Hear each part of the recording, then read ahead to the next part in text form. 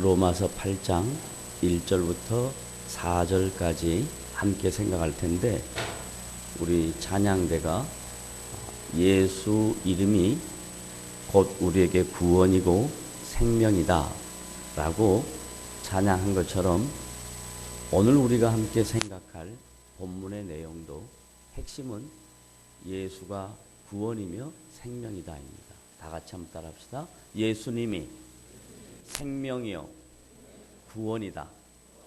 예, 이렇게 단답형으로 할 수 있는 이 말씀을 사도 바울이 자세하게 풀어서 설명합니다.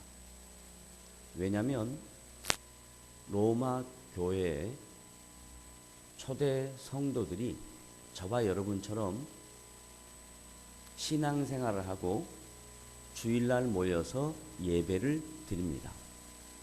그런데 신앙생활하는 성도 각자, 그리고 교회 공동체 구성원들이 신앙생활하면서 갈등을 갖습니다.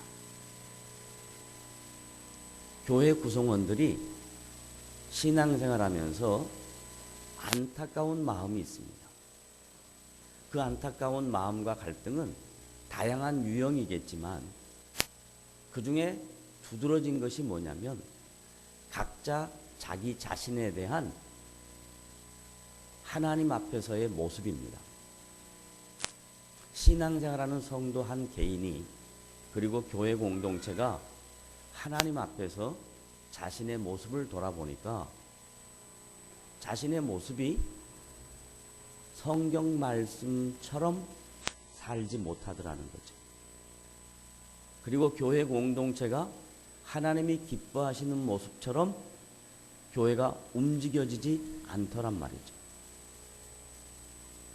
뿐만 아니라 영적 지도자로 세움을 받은 사도 바울조차도 성령의 감동으로 성경 말씀을 기록한 성경의 저자임에도 불구하고 자기 안에 두 가지 법이 있어서 자기 안에 갈등이 있다는 것을 알고 있단 말이에요. 그래서 그 갈등의 문제는 이런 것입니다. 첫째는 하고 싶은데 뜻대로 안 되는 겁니다. 둘째는 하기가 싫은 겁니다. 하고 싶은데 뜻대로 안 된다라는 표현은 하나님의 자녀이니까, 사도이니까 하나님이 기뻐하시는 일을 하고 싶은데 그게 뜻대로 안 되는 거예요. 그런데 두 번째는 해야 되는데 하기가 싫은 거예요. 그래서 이게 늘 마음속에 갈등으로 내재합니다. 그래서 로마서 7장에 바울이 로마 교회 성도를 대표하고 초대교회 공동체를 대표하고 자기 자신을 포함해서 오호라 나는 공고한 자구나 라고 했습니다. 다 같이 한번 자기 자신에 대하여 성경의 고백처럼 따라합시다. 오호라 나는 뭐하는 자다? 공고한 자도다. 갈등과 고민과 다양한 생각들로 인해서 자신의 마음이 정리가 잘 안 된다라는 얘기입니다. 그러면 대부분 성도들은 어떤 생각을 하냐면, 내 안에 생명이 없는 것인가? 내가 구원을 못 받은 것인가? 아니면 하나님이 나를 싫어하는가? 하나님은 나에게 관심이 없는가? 이렇게 생각을 하게 됩니다. 만약에 성경이 로마서 7장에서 로마서에 보낸 편지가 끝나버렸으면 우리는 그런 추론을 할 수 있습니다. 아, 하나님은 나를 싫어하나 보다. 하나님은 나에게 관심이 없나 보다. 혹은 나에게 생명이 없나 보다. 혹은 내가 구원을 못 받았나 보다. 이렇게 생각할 수 있습니다. 왜냐하면 갈등하니까, 고민하니까, 다양한 생각들로 자기 자신을 추스를 수가 없으니까 그런 결론에 도달할 수 있습니다. 그런데 로마서 7장 다음에 8장이 열어지는데, 그 그런 갈등하고 고민하고 다양한 생각들로 인하여 자기 자신을 추스리지 못하는 사람에게 성령의 감동으로 사도 바울을 통하여 로마서 8장 1절에 엄청난 선언을 합니다. 이 선언은 법정적 선언입니다. 이 선언은 마치 로마 황제가 짐이 황제다, 짐이 법이다, 이렇게 선포하는 것은 절대로 없어지지 아니한다 하는 황제의 선언보다 더 막강한, 더 의미가 있는 성경의 증언입니다. 그걸 로마서 8장 1절에서 그러므로 라는 연결 접속사로 8장 1절의 내용을 설명합니다. 갈등이 있는 거 안다. 신앙생활하면서 고민하는 거 안다. 신앙생활 다양한 생각들로 인하여 자기 자신을 추스리지 못하는 걸 안다. 그럼에도 불구하고 그런 연약한 자에게 하나님은 우리를 향하여 갖고 계신 계획이 있는데 로마서 8장 1절 다 같이 함께 읽어보십시다. 시작. 그러므로 이제라는 단어에 여러분의 시선이 멈춰야 합니다. 이제라는 이 시제는 분명한 과거와 분명한 현재가 둘로 나누는 분기점입니다. 이제라는 단어 안에 예수 밖에 있을 때, 예수의 통치를 받지 아니할 때, 하나님을 전혀 알지 못할 때, 그리고 또한 예수를 믿고 갈등하며 고민하며 다양한 생각들로 자신을 추스리고 없는 지금 이 순간에도 하나님은 이제 그리스도 예수 안에 있는 저와 여러분에게, 로마교회 성도들에게, 바울에게, 로마교회 공동체에게, 예수 믿는 모든 사람에게, 그러므로 이제 예수 그리스도 안에 있는 자에게는 뭐가 없다? 정죄함이 없다. 이 선언은 이랬다 저랬다 할 수 있는 선언이 아닙니다. 이 선언은 완벽한 선언이며 바꿀 수 없는 선언입니다. 예수 안에 있는 자에게는 정죄함이 없다라고 성경은 강조합니다. 따라하십시오. 예수 안에 있는 나는 뭐가 없다? 누가 나를 정죄해요? 하나님이 우리를 정죄합니다. 그런데 예수 안에 있는 나에게 더 이상 하나님이 우리를 정죄하지 않겠다 이 말이에요. 갈등을 해도 고민을 해도 다양한 생각들로 인해 자기 자신을 추스리지 못해도 예수님은 절대로 우리에게 죄인이라고 하지 않겠다 이 말이에요. 왜? 우리가 예수 안에 있기 때문에. 예수님이 저와 여러분 안에 있기 때문에 성경은 분명하게 선언적으로 이렇게 말씀합니다. 예수 안에 있는 자에게는 뭐가 없다? 정죄함이 없다. 하나님이 우리를 죄인으로 말씀하지 않는단 말이에요. 부족하고 허물이 있고 연약해도 우리는 여전히 하나님의 자녀입니다. 이게 지금 바울이 로마교회 성도들이 갈등하고 고민할 때 바울 자신도 오라 나는 공고한 자로다. 내가 어떻게 해야 될까? 하고 고민할 때 이 말씀을 통해서 분명하게 정리를 해줍니다. 예수 안에 있으면 정죄함이 없다. 다시 한번 정리합니다. 예수 안에 있으면 뭐가 없다? 정죄함이 없다. 이게 선언적, 법정적 증언입니다. 그러면 이제 이건 출발이에요. 새 생명을 갖게 된 성도의 존재에 대하여 성경은 얘기합니다. 정죄함이 없다. 하나님은 우리를 죄인이라고 하지 않는다. 그런데 문제는 뭐냐면 이제 그런 선언과 법정적 용어를 내가 소유하고 있어도 여전히 로마서 7장에 있는 것처럼 내 안에 두 가지의 법이 있다. 두 가지의 법. 하나는 생명의 성령의 법. 생명의 성령의 법. 내 안에 생명이 있고 그리고 성령이 나를 다스린다. 법이라는 말은 영향력과 지배력을 갖고 있는 의미입니다. 그러니까 이제 하나님이 성령을 통해서 나를 다스린다. 내 안에 성령님이 지금 나를 다스린다. 그런데 또 하나, 내 안에 사망의 법이 있는 거예요. 육체의 법이 있는 거예요. 이 육체의 법은 율법이라는 것이 우리를 규정하는 거예요. 너 문제 있어. 너 잘못됐어. 너 이렇게 하면 안 돼.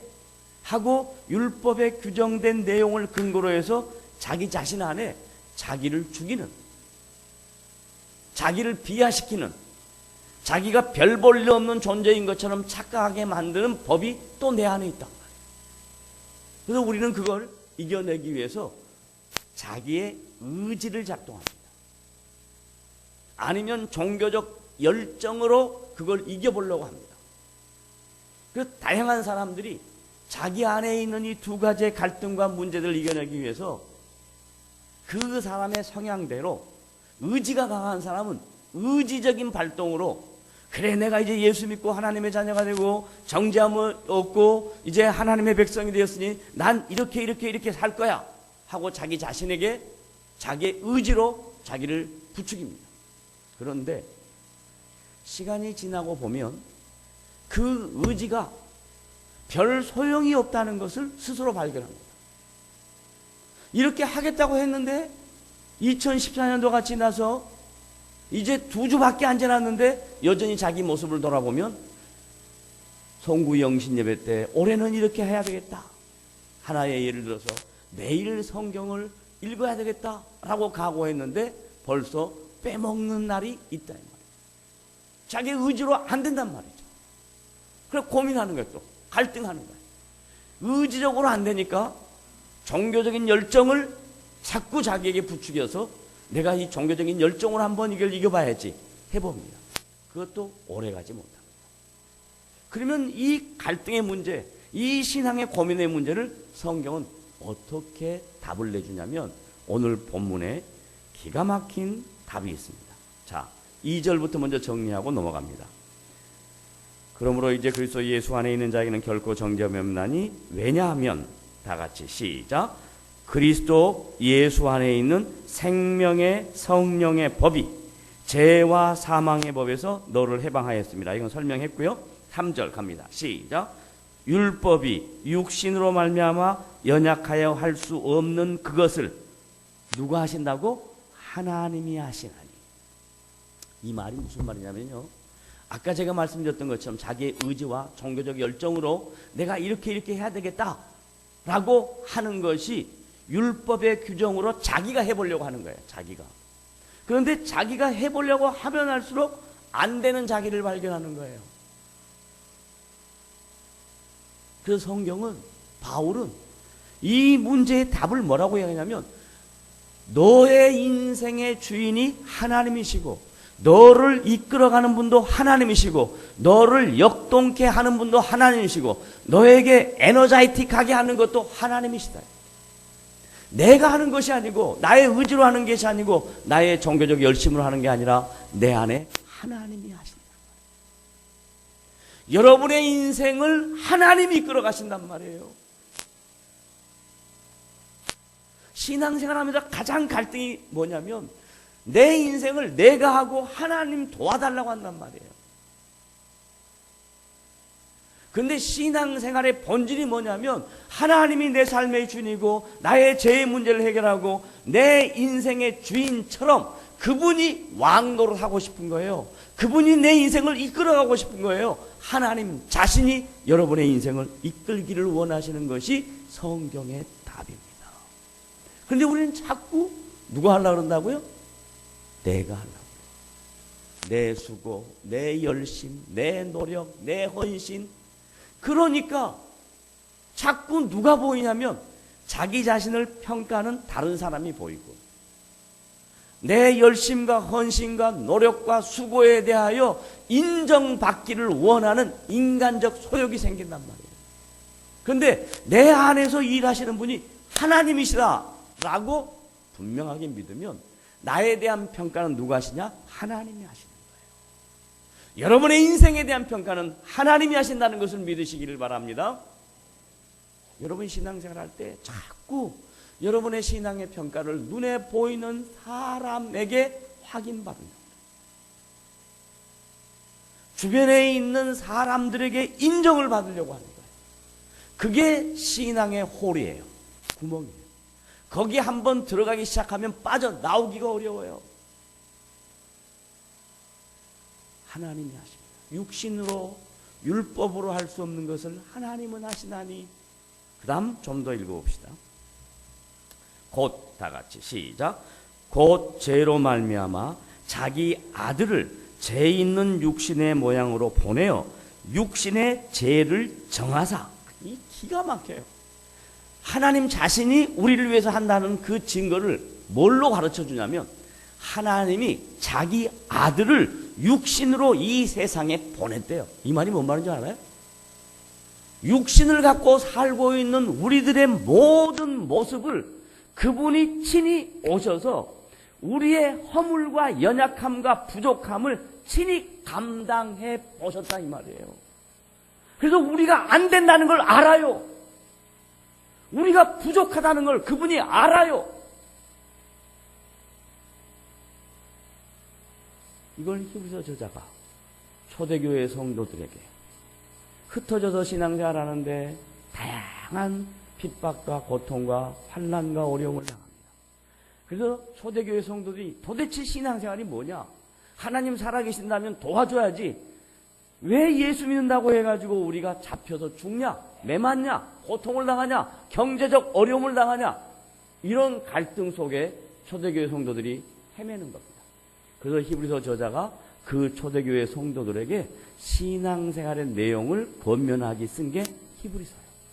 그 히브리서 4장 14절에 가면 오늘 말씀에 대한 내용을 16절까지 자세하게 설명해요. 다 같이 히브리서로 가봅니다.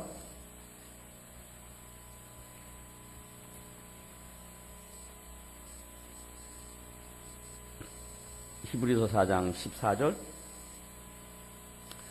찾으셨으면 다 같이 한 음성으로 356면 읽습니다. 시작. 그러므로 우리에게 큰 대제사장이 계시니 승천하신 이 곧 하나님의 아들 예수시라. 우리가 믿는 도리를 굳게 잡을지어다. 우리에게 있는 대제사장은 누구? 예수는 1번 우리의 연약함을 동정하지 못하실 리가 아니요. 뭔 말이에요? 동정한다 안 한다? 동정하신다. 한다가 아니에요. 엄청나게 동정하신다. 우리에게 있는 예수는 우리의 연약함을 엄청나게 동정하신다. 동정하신다 말은 뭐냐? 이해하신다. 어떤 분이 저에게 시편 21편 내용을 사투리 버전으로 보냈는데 어떻게 하는 줄을 몰라가지고 아직도 못 들었어요. 그걸 들어야 제가 반응을 할 텐데 어떻게 하는지를 몰라서 아직도 못 들었어요. 그런데 제가 우리의 연약함을 동정하지 못하실 리가 아니요. 이 말을 사투리로 하려고.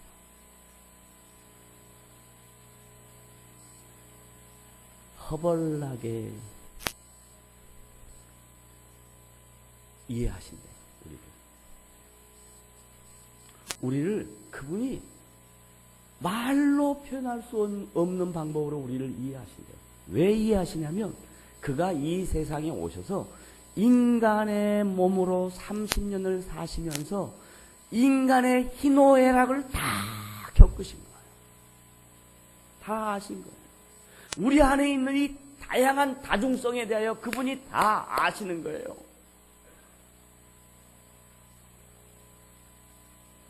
중요한 건 뭐냐면 그 다음에 나오는데 있는 그대로를 인정하는 것이 가장 중요한 거예요.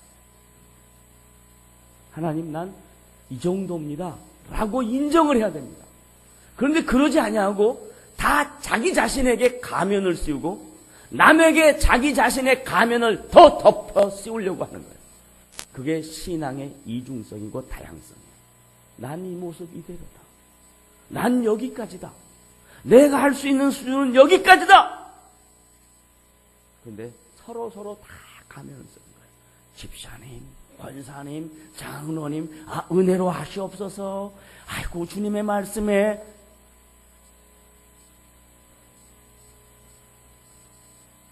가면을 벗으십시오. 왜 가면을 벗어야 되냐면 주님이 우리를 동정하지 못하는 것이 아니고 이해하지 못하는 것이 아니고 그분이 우리를 엄청나게 이해하고 계신다는 분이라는 것을 놓치지 마세요. 여러분이 부모가 되면 알아요.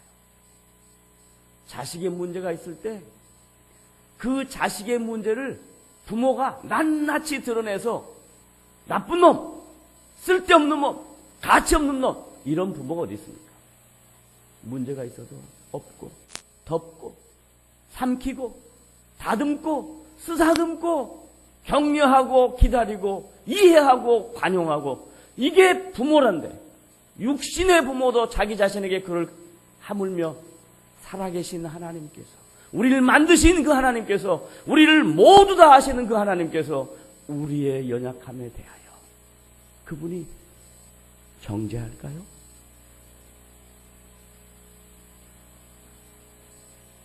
그분은 우리에 대하여 기다리십니다. 그분은 우리에 대하여 이해하십니다. 그분은 우리에 대하여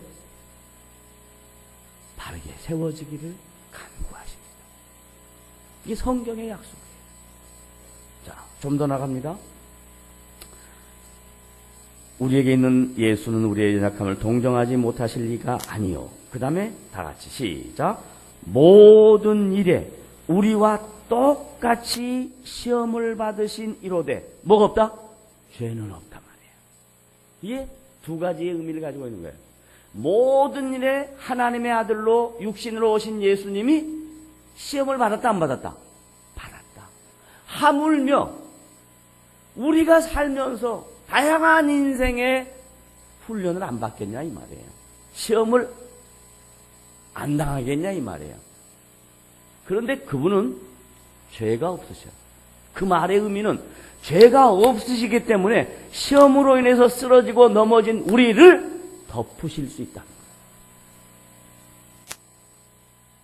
그 의미가 이 안에 숨어 있는 거예요. 죄가 없으시다 이 말은 죄 없으신 그분이 우리가 허물있고 연약하고 쓰러지고 시험당해서 문제로 갈등하고 고민할 때 그분이 죄 없으신 분이 우리를 덮으시고 위로하시고 격려하시고 새 힘을 주시고 다시 한번 일어서라고 우리에게 기회를 주시는 살아계신 하나님인 것을 믿으시기를 바랍니다.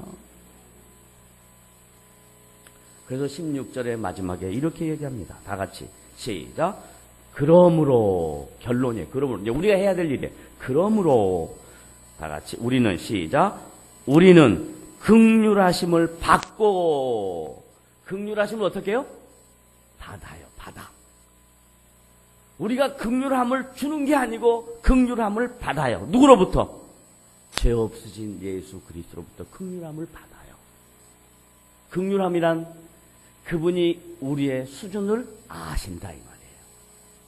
긍휼함이란 그분이 우리의 연약함과 허물에 편히 대주신다 이 말이에요. 안 됐다라고 생각하는 그것은 우리가 이해하고 있는 긍휼이라는 단어의 의미고, 성경에서 말하는 긍휼함이란 안 됐네 이게 아니라 내가 너의 편이 돼줄게, 내가 너 수준을 이해한다 라고 말씀하시는 게 긍휼함. 우리가 긍휼함을 받고 그 다음에 우리가 해야 할 일 시작. 때를 따라. 이 말이 뭔 말인지 아세요? 때를 따라. 이 말이 뭔 말일까요? 물때? 조금때? 뭔 말일까요? 뭔 때일까요? 때를 따라. 어떤 상황이나 어떤 순간에도, 연약하여 넘어지고 쓰러지는 순간에도, 때를 따라 어떤 순간에도, 그 다음 뭐예요? 때를 따라 은혜의 보좌 앞에. 다른 말로 말하면 주님을 은혜라는 단어로 묘사했어요. 은혜가 뭐냐? 값없이 주는 선물이에요. 은혜가 뭐냐? 조건에 따라서 주는 것이 아니라 무조건 주는 거예요. 그 은혜의 보좌 앞에 담대하게 나와서 주님, 내 모습이 이 모양이 꼴입니다. 그런데 오늘도 주님 앞에 왔습니다. 주님, 나를 불쌍히 여겨주시고 나를 쓰다듬어 주시고 나에게 새 힘을 주시고 나에게 다시 한번 일어설 수 있는 기회를 주시고 주님, 나에게 의미 있는 인생을 살 수 있도록 도와주십시오. 주님 앞에 나왔습니다. 저와 여러분이 이 시간 은혜의 보좌 앞에 나온 것을 믿으시기를 바랍니다. 아멘. 은혜의 보좌 앞에 나왔습니다. 정죄하는 무서운 불 앞에 나온 게 아니에요. 너 일주일 동안 뭐 잘못했지? 너 이거 했지? 이런 채찍질하고 징계하고 책망하는 분 앞에 나온 게 아니라, 그래, 너 수준이 그것밖에 안 돼서 참 안타깝다. 그러나 내가 기다리마.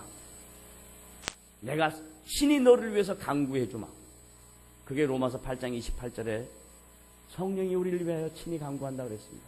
그건 8장 말씀할 때 그때 다시 하기로 하고, 하여간 하나님이 우리를 위하여 강구해 주시고 우리의 편이 돼 주시고 우리의 수준을 하시고, 그걸 긍휼함을 받고 그 다음에 때를 따라 돕는 은혜를 얻기 위하여 은혜의 보좌 앞에 담대히 나온 것입니다. 저와 여러분이 이 시간에 주님 앞에 담대히 나왔습니다. 다시 한번 정리합니다. 사도 바울이 갈등하고 고민하는 초대교회 성도들에게 너희들 안에 두 가지 법이 있다는 거 안다. 그런데도 불구하고 예수 안에 있기 때문에 너희는 하나님의 자녀다.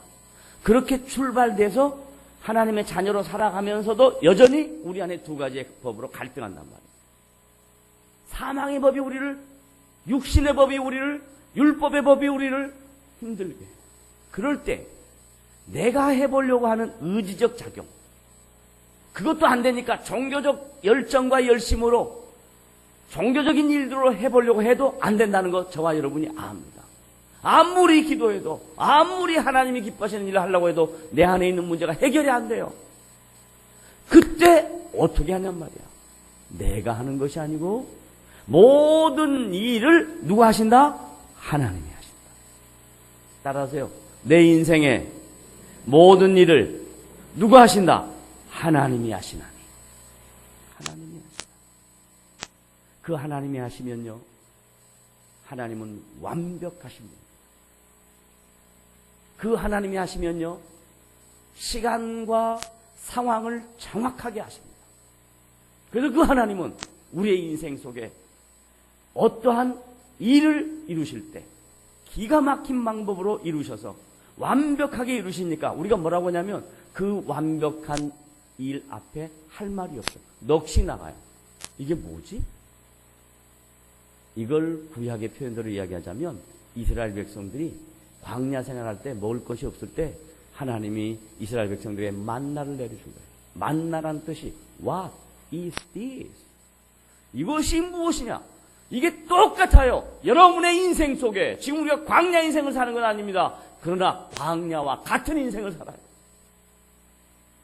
날마다 눈을 뜨면 인생의 문제 앞에 고민합니다. 그런데 하나님이 우리의 인생 속에 이것이 무엇이냐 하는 만나를 매일 주시고 있다는 것을 믿으시길 바랍니다. 이것이 무엇이냐? 도대체 이게 뭐냐?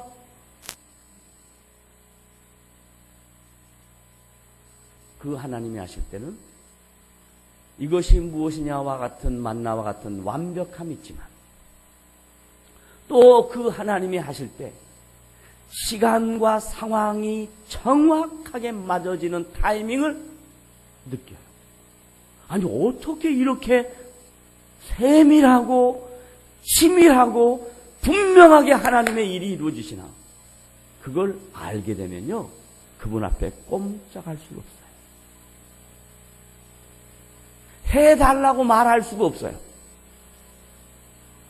그런 거 안 해도 그분이 알아서 적시에 적정한 상황 속에 하나님이 하세요. 중요한 건 뭐냐? 우리가 못 기다리는 거예요. 중요한 건 뭐냐? 의심하는 거예요. 중요한 건 뭐냐? 설마 하는 거예요. 그게 인간의 이성입니다. 하나님은 인간의 이성을 넘어서 하나님의 능력으로 여러분의 인생 속에 하나님의 때와 하나님의 방법으로 치밀하게 역사하신 분인 것을 믿으시기를 바랍니다.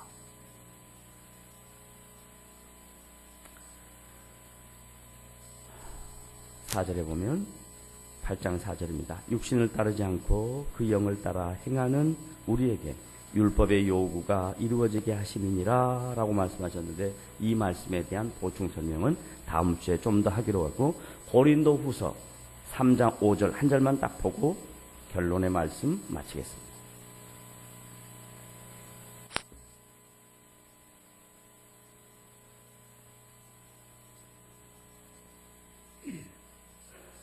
고린도후서 3장 5절. 고린도 교회 성도들은 지혜가 많은 사람들이었습니다. 다른 말로 말하면 스스로 무엇을 할 수 있다고 생각하는 사람들이었습니다. 그런 사람들에게 사도 바울이 고린도후서 3장 5절에 이렇게 말합니다. 다 같이 읽습니다. 시작. 우리가 무슨 일이든지 우리에게서 난 것 같이 스스로 만족할 것이 아니니, 여러분의 인생에 어떤 일이 생기면 그 일이 우연히 이루어진 것이다, 아니면 내 능력의 결과다, 내 수고의 결과다, 이거 아니라는 거예요. 이거 아니에요. 그러면 그 다음 뭐냐? 우리가 무슨 일인지 우리에게서 난 것 같이 스스로 만족할 것이 아니니, 다 같이 시작. 우리의 만족은 오직 하나님으로부터 나느니라. 여러분의 인생을 채우시는 분은 하나님이시라는 것을 믿으실 때, 여러분의 인생에 가는 걸음걸음을 그분이 인도하시는 살아계신 하나님이라는 것을 믿으실 때 여러분은 자신감이 생깁니다. 생명의 성령의 법 앞에 있다는 것을 알게 됩니다. 다른 말로 말하면 생명의 성령의 법은 생명의 성령의 영향력이, 지배력이 내 안에 있다는 거예요. 그럼 담대함이 생겨요. 두려움이 없어요. 주님 바라보고 가는 겁니다. 저는 여러분에게 오늘 이 말씀을 통해서 생명의 성령의 법, 생명의 성령의 영향력과 지배력이 여러분의 인생 속에 나타나 어떤 삶의 어려움을 당하든지 담대함으로 하나님의 이름으로 한 걸음 한 걸음 나가는 복된 성도들의 발걸음이 되시기를 주님의 이름으로 부탁을 드립니다. 기도하겠습니다. 하나님 아버지, 오늘도 우리에게 귀한 말씀 주신 것 감사합니다. 이 말씀 듣고 하나님이 우리의 편이시며 하나님이 우리를 긍휼히 보신다는 것, 우리의 수준을 아신다는 것, 그리고 우리가 늘 넘어지고 쓰러져도 다시 한번 일으켜 세우시며 그 넘어짐과 쓰러짐을 통하여 내 인생의 만족함을 자기 자신으로부터 찾는 것이 아니라 하나님께로부터 내 인생에 만족함이 있다는 것 깨닫게 해주셔서 감사합니다. 이러한 믿음으로 우리에게 주어진 삶을 성실하게 한 걸음 한 걸음 살아가 하나님과 이 세상에 선한 영향력을 끼치는 복된 성도들이 되도록 은혜를 더하여 주시옵소서. 예수님의 이름으로 기도드리옵나이다. 아멘.